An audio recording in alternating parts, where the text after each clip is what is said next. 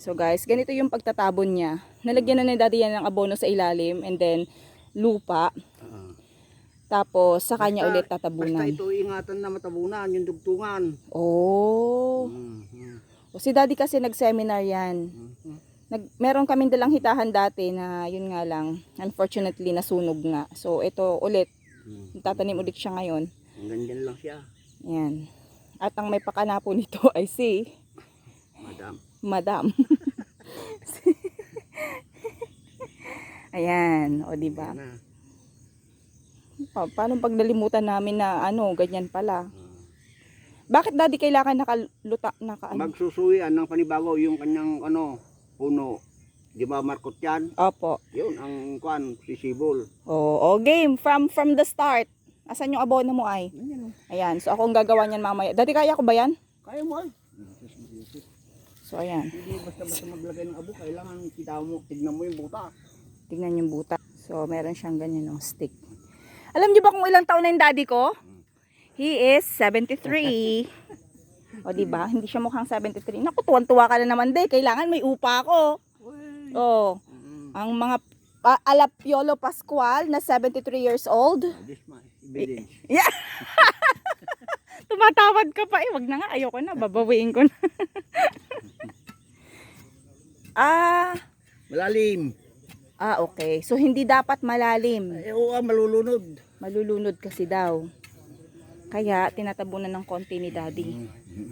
So ito yung binutas nung isang araw. Last week.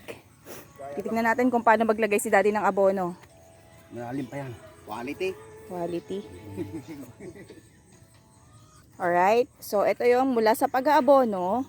Anong pangalan ng abono mo daddy? 1414? 1620. 60, ano? 1620. 1620. Tapos lagyan mo ng lupa. Oh, yan. Tapos tatabunan ng konti. Kasi hindi pwedeng idirekta yung puno. Dahil baka masunog yung ugat. Tama ba, daddy? Yes. Oh, yes. Sabi ni J. Lord, yes. Okay. Next is, you remove the plastic. Yung maputol dati na. black na plastic na yan. Tignan mo yung mga ugat niya, oh. Yan. Yan siya. Alalay lang talaga ito. So, kailangan alalay kasi ayan yung sinasabing daddy. Na ano yung lupa. Okay, ayan.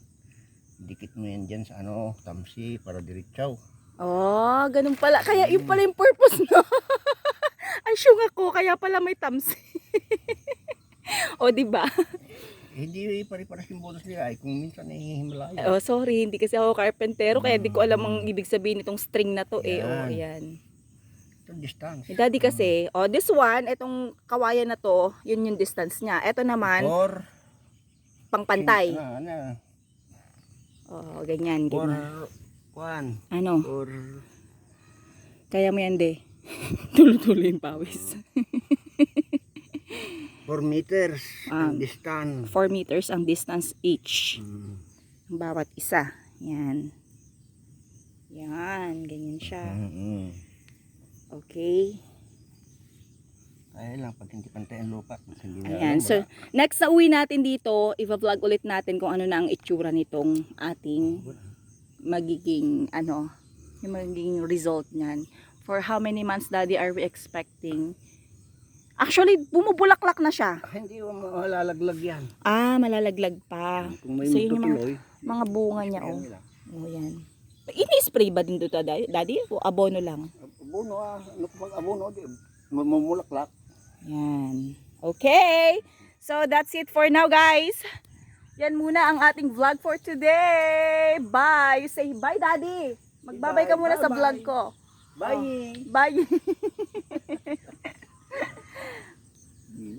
J. Lord.